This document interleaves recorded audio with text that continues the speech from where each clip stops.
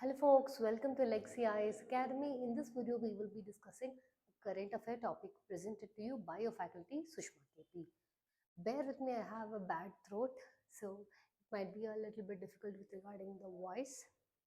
Now, coming back to the topic, what is that current affair topic that we will be discussing?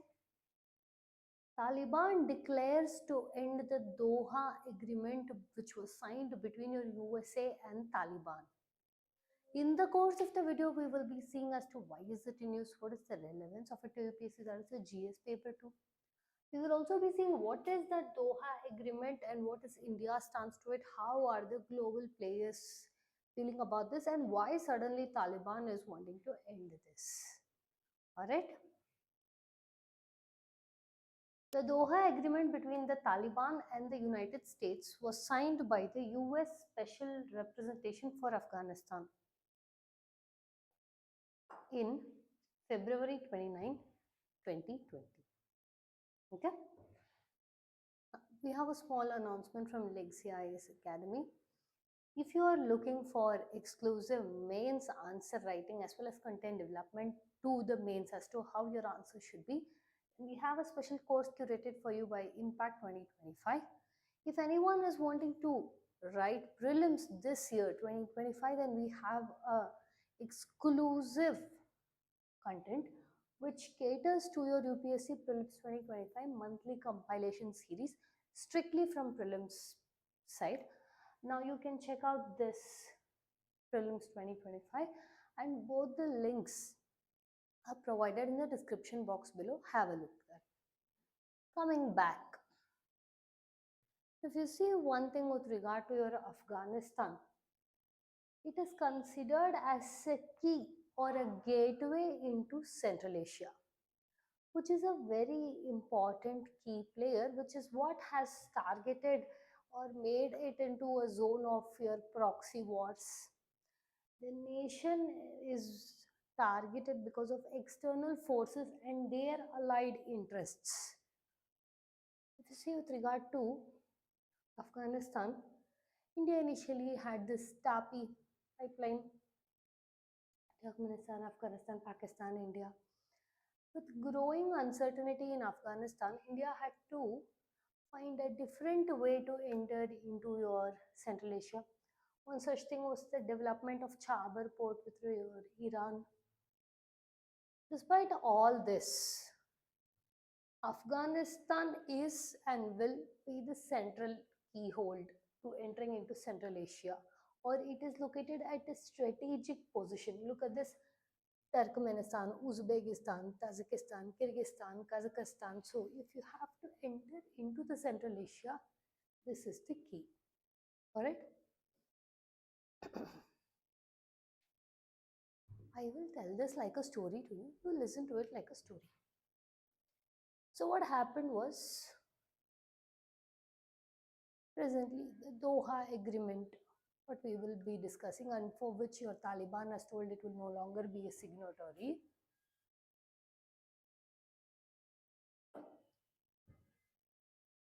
Your Donald Trump, your current day US president, in his first term,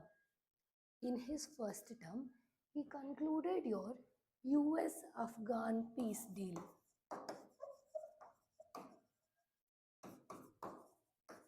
Your US-Afghan peace agreement or peace deal, otherwise called as Doha Agreement, which put an end to the 20-year war that was going on. What was that war, or what was this deal? Your USA signed a deal alongside Taliban. That was your peace deal or Doha Agreement. At the same point of time, in the sidelines, USA also came with negotiation with, at that point of time, Afghan government in Kabul. Understanding? So this way a peace deal was reached. What made sure? Now, if we see, okay, what is the phases of this deal? Understand one thing. First and foremost, I'll tell you why this deal was made, why 20 years war was there before this deal and all. First, let's see about the deal, then we will see about the historical significance and what led to this deal. So, according to this deal or Doha Agreement, your USA and Taliban, these two were the ones who were signing the deal. But this deal did not include the Afghan government or your West backed Afghan government. Understanding? This deal was signed between USA and Taliban, for which USA told, I will remove, from USA side, I will remove all the soldiers, troops, etc. alongside NATO, NATO troops, allies, etc. from Afghan ground within a period of 14 months. Okay. At the same point of time, I will also remove sanctions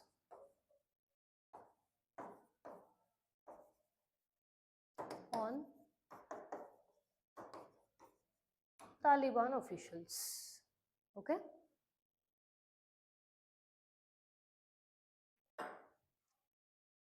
To which, what the Taliban had to do was counter terrorism, which means it will not use, Taliban will not use Afghanistan as a ground to instigate violence against US or its allies. Like it also included your Al Qaeda. Okay. But one thing is, it did not include things. Now, yes, it provided immunity from ISIS, Al Qaeda, etc. But it did not mention about your Lashkar-e-Taiba, Jaish-e-Mohammed, which is detrimental for India. Understanding? And one more main thing that they were to do was, that is your Taliban had to do from its part, was intra-Afghan dialogue, or at least US told that you have to negotiate with the Afghan government and set up a proper interim government. This didn't happen. Okay. USA government also spoke about trying to protect your women's rights. But again, Taliban is known for the more of a stricter and stringent version where your education, employment, mobility were all put under curbs. Okay, this was the deal. Now we will see why this deal came in the place.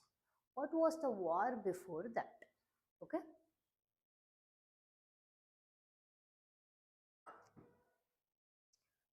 We will take back in the timeline a little bit. 11 September 2001. Almost 3,000 US people were killed.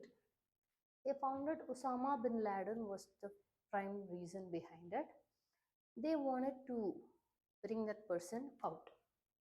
Now, all this is happening in Afghanistan. Back then, Afghanistan was ruled by your Taliban. Your Taliban protected Osama bin Laden and they wouldn't hand over Osama bin Laden. Okay? Now, the USA launched a string of air attacks. So much so that they removed the Taliban in place, captured, killed, all the story you will know. So in its place, they brought in a Western-led or Western front ka one Afghan government. But then what happened was the Taliban wouldn't go down easily. They started insurgency, civil war, attack on the Afghan government. So this kept on happening. For almost the next 20 years, this is what will happen. Then there is a change of presidency. Donald Trump comes into the picture. First, what he did was he gave in 5,000 additional soldiers to deal with the situation in Afghanistan. But that was not proving better because constantly Afghanistan had the support from Pakistan. Now they realized that okay, we can't beat it out and we have reached a military stalemate.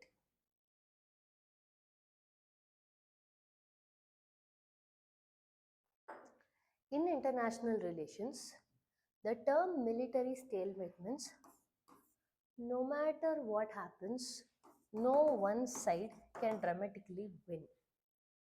That is when you say military stalemate has appeared, which means no matter what happens, both of the there's no this dramatic term as yes, I won. No winner, no loser kind of scenario. So he changed his approach from rather than increasing the troops, he wanted to break these military stalemate. He found out that yes, you can't get rid of Taliban's because they're constantly being refueled. They're more like a protege for your Pakistan. So what he thought was he changed his approach, wherein he forced Pakistan to get the Taliban into the negotiating table. The Taliban said that if Afghanistan has to be considered, like if Taliban has to enter into the negotiation table also, only Taliban should be the person who has to be considered as the sole representative of Afghanistan and not your Afghan government. They said that that is not the will of the people because it was created based on your external forces. So 2018 negotiation starts.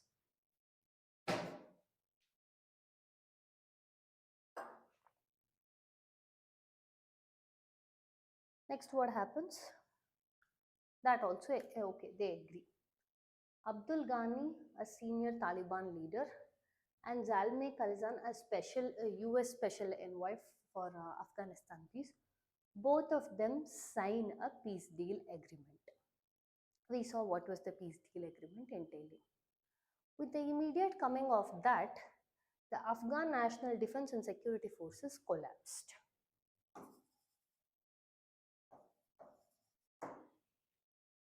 Okay, so this was the deal. That was the deal before we discussed. This was the reason. Everything was fine. No? Now, what are some of the salient features of this deal? We'll observe. First and foremost, troops will be withdrawn. Taliban commitment towards your intra-Afghan dialogue. Sanctions will be removed on your Taliban leaders. Prisoner release, wherein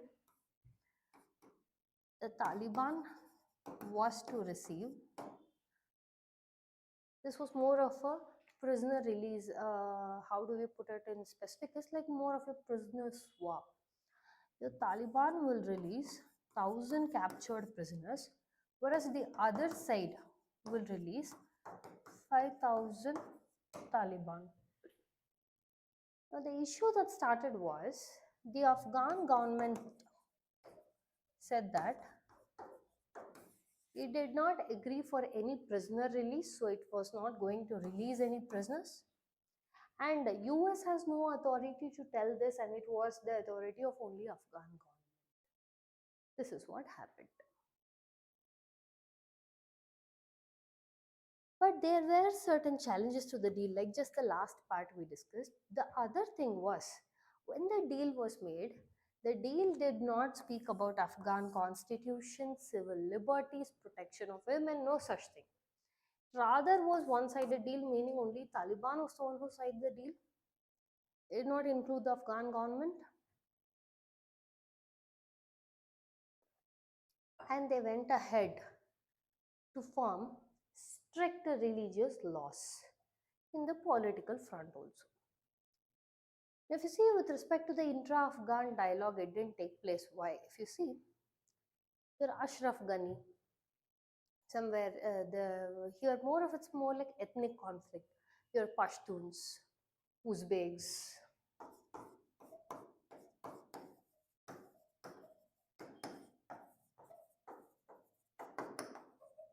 So it is a conflict among all of them. If one person tries to go the other side claims that you have compromised this over that.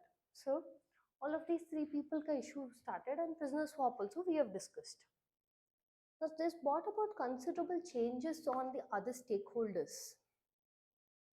The USA was now telling that yes, your Donald Trump, if you see,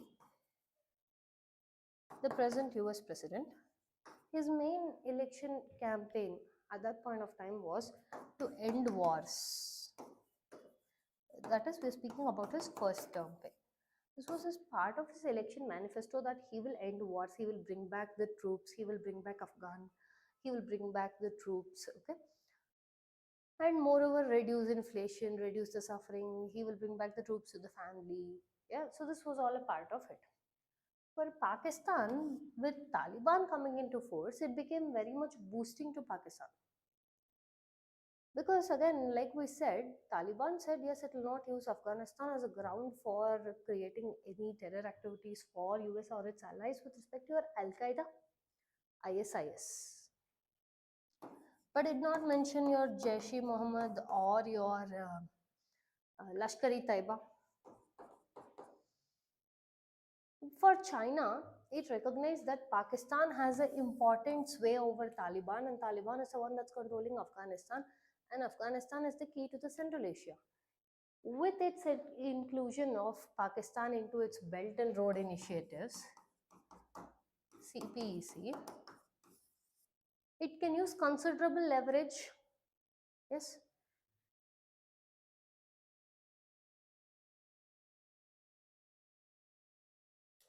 Now, if you see from India's perspective, India's relationship with Taliban has been always rocky, especially with your IC 814 hijack. It had to negotiate with terrorists. That is why now we have the slogan New India, Naya India. We do not negotiate with terrorists. Yeah.